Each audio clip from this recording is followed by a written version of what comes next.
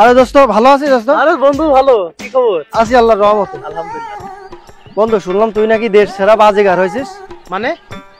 তুই নাকি বাজি ধরে সবাইকে হারিয়ে দিস।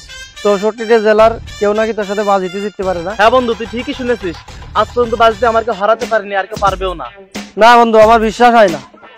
কি বলিস কি তুই? হ্যাঁ বড় ভাই ঠিকই বলেছে, সে একজন দেশ সেরা বাজিগার।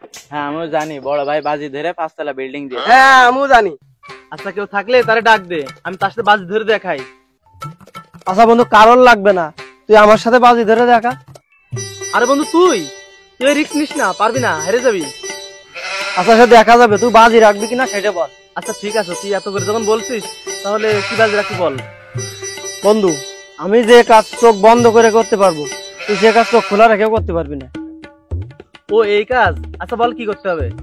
না বন্ধু থাক, তুই আসলে তুই পারবি না এই কাজ। আরে বল, আমি পারবো। আচ্ছা বন্ধু তাহলে 500 টাকা বাজি রাখ, এনে আমি দিচ্ছি, তুই 500 টাকা দে। দে বাজি রাখ, ধর দে। দে যা, আমি জিতবো।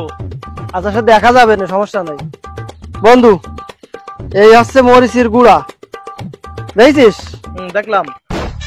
এই দে, এই দেখ, চোখ বন্ধ করলাম, এই যে গুঁড়ো নিলাম, এই যে ডলে দিলাম। আচ্ছা বন্ধু এবার তুই এটা চোখ খোলা রেখে করে দেখ।